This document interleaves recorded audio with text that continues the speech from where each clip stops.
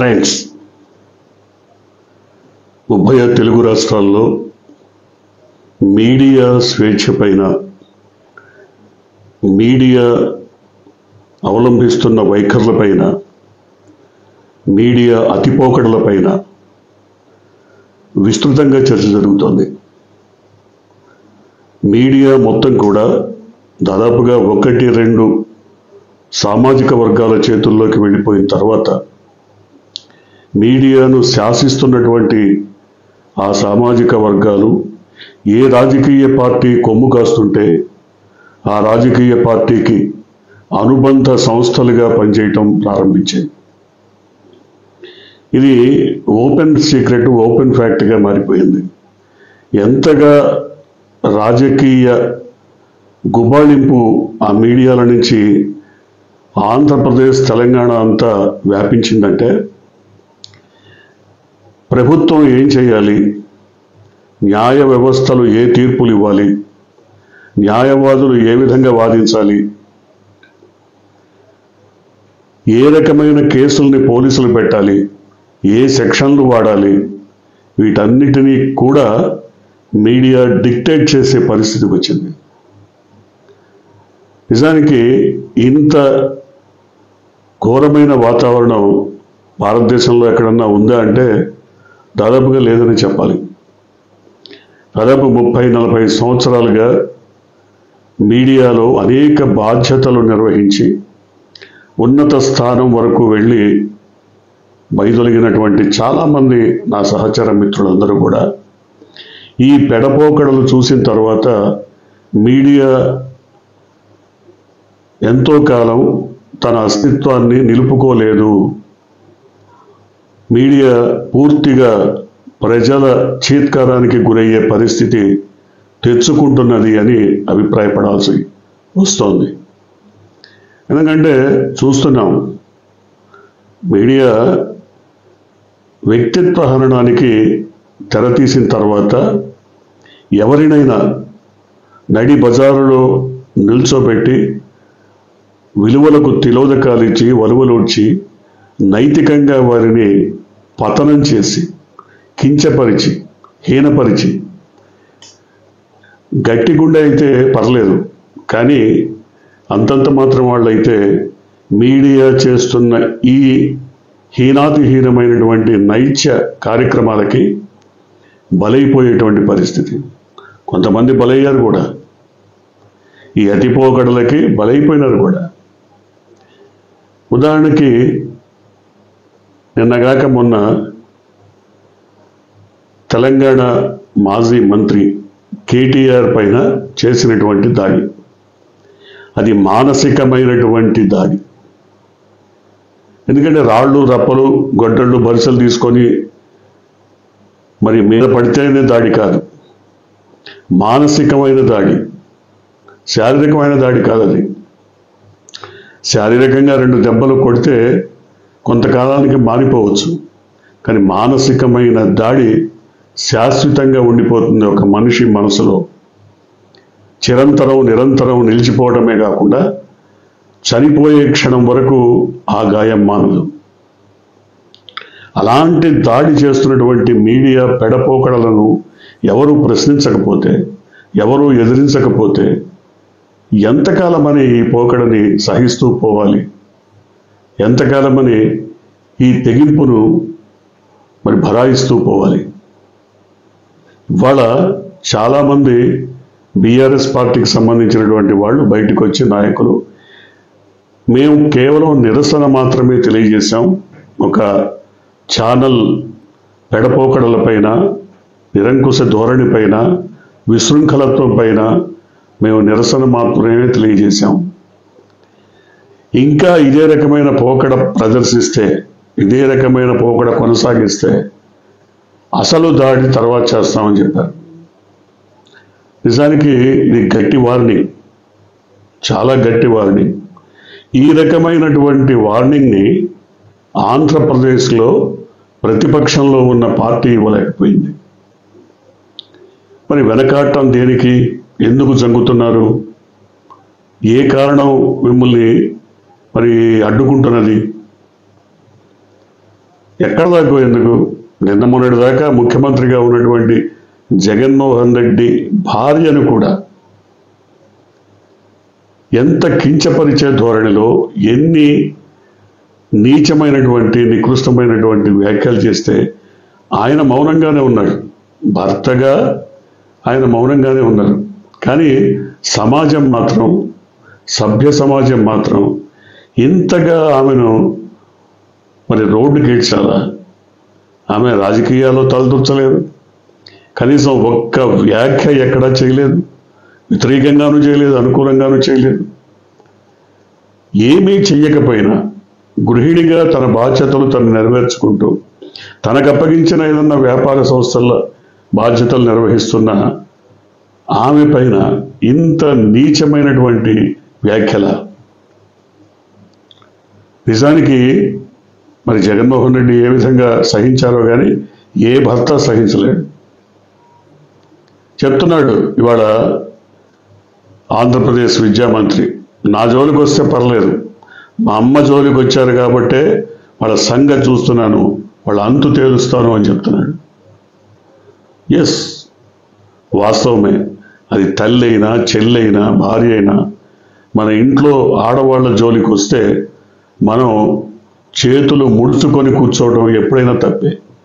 నిజంగా ఆ రకంగా చూసినట్టయితే జగన్మోహన్ రెడ్డి తప్పే చేశారు. కనీసం తన కార్యకర్తలకైనా మరి తెలియజెప్పాల్సింది, ఈ రకమైన వ్యాఖ్యల్ని మనం తిప్పికొట్టాలి అని. అది కూడా చేయలేదు. కానీ కొన్ని సోషల్ మీడియా సంస్థలు, యాక్టివిస్టులు తిప్పికొట్టడానికి చేసిన ప్రయత్నాలు ప్రజల్లోకి బలంగా వెళ్ళలేదు. ఎన్ని రకాల అవహేళనలు, అవమానాలు చేసినా ఆయన సహిస్తూ వచ్చారే తప్ప సాక్షాత్తు ఆయన్ని కూడా మాట్లాడితే సైకో. ఎవరు సైకో? మీ ఇంట్లోనే ఒక ఎమ్మెల్యే సైకో అని కేర్ హాస్పిటల్ సర్టిఫికెట్ ఇచ్చింది. కాల్పులు సైకోగా అతను బెడ్రూమ్లో, అతని ఇంట్లోనే బెడ్రూమ్లో కాల్పులు జరిపాడు, సైకో కాబట్టే కాల్పులు జరిపాడంటూ సర్టిఫికెట్ ఇచ్చింది. ఎవరు సైకో? సైకో అనేది ఎంత దాకా తీసుకెళ్లారు మీరు?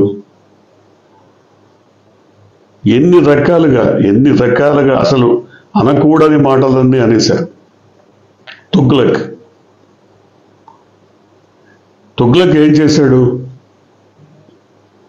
రాజధాని ఒక చోట బాగలేదంటే ఇంకో చోటికి, ఇంకో చోట బాగలేదంటే ఇంకో చోటికి. మీరేం చేస్తున్నారు ఇప్పుడు? రాజధాని విషయంలో ఎవరితో అయినా సంప్రదించారా? లేదే. ఒక రౌండ్ టేబుల్ మీటింగ్ పెట్టి అందరి అభిప్రాయాలు కాల్ఫర్ చేశారా? లేదే. మీరు ఒక నిర్ణయం తీసుకొని అసెంబ్లీలో ప్రకటించేశారు. దాన్నే కదా నిరసించింది జగన్మోహన్ రెడ్డి. మీరు నిర్ణయం ప్రకటించేసిన తర్వాత దాని మీద చర్చే ఉంటుంది. ఇంకా ముందు చర్చించి నిర్ణయం తీసుకోవడం వేరు, నిర్ణయం తీసేసుకొని చర్చించడం వేరు.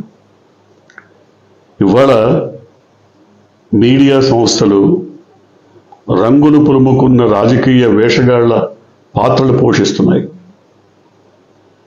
అక్కడ ప్యానలిస్టులుగా కొంతమందిని కూర్చోబెట్టి వాళ్ళకి ముందే డిక్టేషన్ ఇచ్చి వాళ్ళు ఏం మాట్లాడాలో తర్ఫీదు ఇచ్చి ఆ ఫ్రేమ్వర్క్లోనే వాళ్ళని మాట్లాడే విధంగా బంధించి ఆ మాటలే చెప్పిస్తున్నారు. మనకు నచ్చిన అభిప్రాయాలని, మన మనసుకు నచ్చి మెచ్చిన అంశాలని ప్రస్తావించే స్వేచ్ఛ ఏ మీడియా సంస్థలోనూ లేదు. కానీ అటువంటి వాతావరణం ఇప్పుడు పోయిందా, ఇంతకు ముందు ఉన్నదా అంటే కొంతకాలం వరకు ఉంది. వాళ్ళు ఏదైనా చెప్పచ్చు, ఒక అంశం పైన డిసెంట్ తెలియజేయచ్చు, లేదు ఇది కరెక్ట్ కాదని దాన్ని వ్యాఖ్యానించవచ్చు. ఎందుకు కరెక్ట్ కాదో కూడా పూర్తిగా విపులీకరించవచ్చు. కానీ ఇప్పుడు అవన్నీ లేవే. అసలు కొన్ని మీడియా సంస్థల్లో ఎవరైతే యాంకర్, ఆ యాంకరే తీర్పులు ఇచ్చేస్తున్నారు. యాంకరే న్యాయవాద పాత్ర కూడా పోషించి ఆయనే వాదనలు వినిపిస్తారు. ఆయనే న్యాయవాది, ఆయనే తీర్పరి, ఆయనే నిందితుడు, ఆయనే డిఫెండెంట్. అన్ని రకాల పాత్రలు కూడా ఒకే ఒక యాంకర్ పోషిస్తున్నాడు. దీనికి పక్కన భజన పరులు, ఆహా ఓహో అవును కరెక్ట్ అంటూ.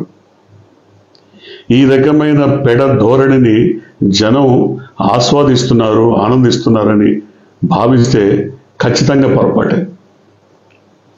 జనం చీత్కరించుకుంటున్నారు. అది ఏ ఛానల్ అయినా సరే, irrespective of caste, creed, community, what ever it is, A channel అయినా సరే వాటన్నిటినీ కూడా ఈ రకమైన పెడ ధోరణిని జనం ఆశ్రయించుకుంటున్నారు.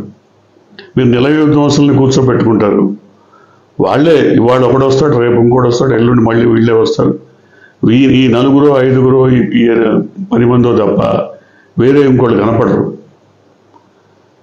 చేయాలనుకుంటే cross section of the society, సమాజంలో ఉన్నటువంటి అనేక రకాల వర్గాల వాళ్ళు, ఒక లాయరు, ఒక డాక్టరు, ఒక యాక్టరు, ఒక ఉద్యోగి, రకరకాల వాళ్ళు ఉన్నారు, ఒక గృహిణి లేదా ఒక రిక్షా కార్మికుడు, లేదా తీసుకొచ్చి కూర్చోబెట్టండి, వాళ్ళని గౌరవించండి, ఆదరించండి, వాళ్ళ ద్వారా వాళ్ళ అభిప్రాయాలని, వాళ్ళ మనోభావాలని వ్యక్తీకరించనివ్వండి.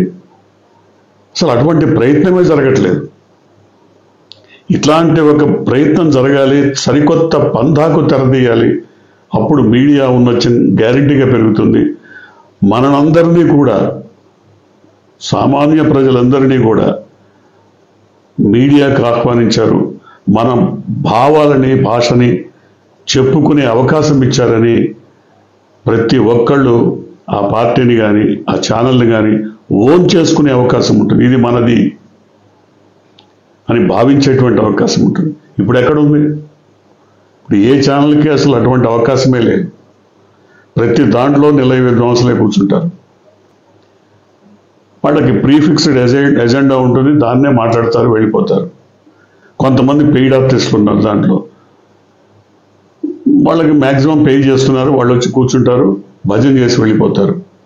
ఇది కాదు కదా నేనేది. అందుకనే వన్స్ మేము మీడియాలో పనిచేసిన సందర్భంగా నేనైతే ముఖ్యంగా cross section of the society, సమాజంలో ఉన్న అన్ని వర్గాలను టచ్ చేసి, ఒక వ్యాపారస్తుని పిలవండి, ఒక విద్యావేత్తని పిలవండి, ఒక డాక్టర్ని పిలవండి, ఒక న్యాయవాదిని పిలవండి, ఒక ఉద్యోగిని పిలవండి, ఒక గృహిణిని పిలవండి, ఇంతమంది వీళ్ళందరినీ ఇన్వాల్వ్ చేయండి, వాళ్ళ అభిప్రాయాలు చెప్పండి. ఇందులో కొంతమంది నెగిటివ్ థాట్స్ ఉండొచ్చు, నెగిటివ్గా మాట్లాడే అవకాశం ఉండొచ్చు, స్పోర్టివ్గా తీసుకోండి, టేక్ ఇట్ యాజ్ స్పోర్టివ్. అప్పుడే ప్రజాస్వామ్య స్ఫూర్తి మన దగ్గరైనా కనపడుతుంది, జనం మెచ్చుకుంటారు. ఇవాళ స్ఫూర్తి నశించడం వల్ల ఇష్టం వచ్చిన భాష, ఇష్టం వచ్చిన థంబ్నెయిల్స్. నిజానికి ఒక దాడి జరిగింది అంటే ఆ ఛానల్ ఏం చేసింది? ఇన్వెస్టిగేషన్ జరుగుతోంది. తెలంగాణ రాష్ట్ర ప్రభుత్వం దర్యాప్తుకు ఆదేశించింది, సిట్ దర్యాప్తు చేస్తోంది. తొందర ఎందుకు? దర్యాప్తుకు సంబంధించి వాళ్ళకంటే ఎక్కువ, సిట్ అధికారుల కంటే ఎక్కువ ఇన్ఫర్మేషన్ మీకు తెలుసా? మీ దగ్గర ఉందా? మీరు ఎందుకు బట్టగాల్చి ఒక మాజీ మంత్రి మీద అన్ని రకాల అభాండాలు వేస్తారు? నైతికంగా అతన్ని ఎందుకు కుంగదీస్తారు? మానసికంగా ఎందుకు దెబ్బతీస్తారు? అతని కుటుంబ సభ్యులు ఎంత బాధపడి ఉంటారు? సో ఇవేమీ మీకు పట్టవు. మీకు కావాల్సింది ఛానల్ రేటింగ్స్. కేవలం రేటింగ్స్ ప్రాతిపదికగా ఈ రకమైన పెడధోరణితో మీ ఇష్టం వచ్చిన భాషని, భావాలని ప్రయోగించడం వల్ల ఇవాళ వాళ్ళ నిరసన తెలియజేయాల్సినటువంటి అవసరం వచ్చింది. ఇది ఇక్కడితో వదిలిపెట్టేటువంటి అవకాశం లేదు. ఇవాళ టీడీపీ అధినేత ముందుకొచ్చాడు, అట్లాగే వాళ్ళ డిప్యూటీ సీఎం ముందుకొచ్చారు. ఇవాళ తెలంగాణలో ఉన్నటువంటి అరకొరగా మిగిలిపోయినటువంటి పచ్చ మూక కూడా గొంతు విప్పి వాళ్ళు ఏదో పెడబొబ్బులు పెడుతున్నారు. కానీ ఒకవేళ తెలంగాణ సమాజమే గనక తలుచుకుంటే, తెలంగాణ సమాజమే గనక ఒక్కసారి కన్నెర్ర చేస్తే, మిగిలిన వాళ్ళు ఎవ్వరూ కూడా ఇక్కడ కనిపించరు, కనుమరుగైపోయేటువంటి పరిస్థితి. ఆమె ఎవరో ఉంటుంది, తెలంగాణ నీ సొత్తా, నీ బాబు సొత్తా. ఎస్, ఈ తెలంగాణ ప్రజల సొత్తు. తెలంగాణలో ఉన్నటువంటి నాయకులు అహరహం పోరాటం చేసి తెచ్చుకున్నటువంటి వాళ్ళ సొత్తు. అంతేగాని ఎక్కడో నాకు 2 కళ్ళ సిద్ధాంతం, 3 కాళ్ళ సిద్ధాంతం అని చెప్పినటువంటి వాళ్ళ సొత్తు కాదు. ఇది తెలంగాణ కోసం నిరంతరం చిరంతరం పోరాటం చేసి తెచ్చుకున్నటువంటి వాళ్ళ సొత్తు. వాళ్ళ సొత్తుని క్లెయిమ్ చేసుకోవడానికి వాళ్ళ దగ్గర రైట్ ఉంది. మీకేముంది? మీరు ఎందుకు అంతగా గొంతు చించుకుంటున్నారు? మా నాయకుడి జోలికి వస్తే ఊరుకోం, మా జోలికి వస్తే ఊరుకోకుండా ఊరేసుకోండి. మీరు ఏం చేస్తారో చేయండి. రోడ్ల మీదకి వచ్చి బాహాబాహి తేల్చుకోగలుగుతారంటే ఓకే. ఇది ఆంధ్రప్రదేశ్ కాదు, తెలంగాణ. ఇక్కడ మీ తాటాకు చప్పుళ్ళకి బెదిరిపోయేటువంటి వాళ్ళు ఎవరు లేరు. తెలంగాణలో పూర్తిగా పరిణతి చెందిన రాజకీయ నాయకులే ఉన్నారు. రాజకీయ వాతావరణమే ఉంది. మీకు కనిపించకపోవచ్చు, మీకు అనిపించకపోవచ్చు. కానీ ఇక ముందైనా సరే ఈ రకమైన తాటాకు చప్పుళ్లను మానేస్తే మంచిది. మీడియా స్వేచ్ఛను దుర్వినియోగం చేస్తున్నటువంటి ఛానళ్ల పైన ఇప్పటికైనా పరిధులు దాటి ప్రవర్తించకుండా మరి నిబంధనలు విధించడం చాలా అవసరం. చాలా చాలా అవసరం. ఎందుకంటే మీరు పరిధులు దాటి ఆంధ్రప్రదేశ్లో అంటే చెల్లిపోతున్నది. ఆంధ్రప్రదేశ్ వేరు.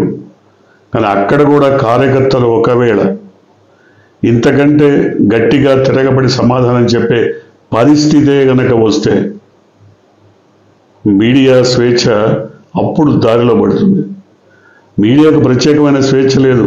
రాజ్యాంగ ప్రకారం ఒక సగటు మానవుడికి, సగటు మనిషికి ఈ దేశంలో ఏ రకమైన వాక్ స్వాతంత్రం ఉందో మీడియాకు కూడా అంతే ఉంది. అదే రకమైన సెక్షన్లు, అదే రకమైన స్వేచ్ఛ. అంతకు మించి గొప్పగా మీడియాకు స్వేచ్ఛ కానీ ఇతరత్ర ఏ రకమైన హక్కులు కానీ లేవు. సో వీటన్నిటినీ గుర్తుంచుకొని ఇప్పటికీ కూడా రంకెలేస్తున్నటువంటి మీడియా సంస్థలు ఇక ముందైనా సంయమనం పాటిస్తే చాలా మంచిది. ప్రజల మన్ననలు, గౌరవాన్ని పొందుతాయని ఆశించాలి, అభిలషించాలి, ఆకాంక్షించాలి. చూద్దాం ఏం జరగబోతుందో. మీరు కొత్తగా కనుక ఈ ఛానల్ ని చూస్తున్నట్టయితే, మీరు ఇప్పటివరకు మన ఛానల్ ని సబ్స్క్రైబ్ చేసుకున్నట్టయితే వెంటనే ఛానల్ ని సబ్స్క్రైబ్ చేయండి. వెంటనే వీడియోని లైక్ చేసి షేర్ చేయండి. బెల్ ఐకాన్ని క్లిక్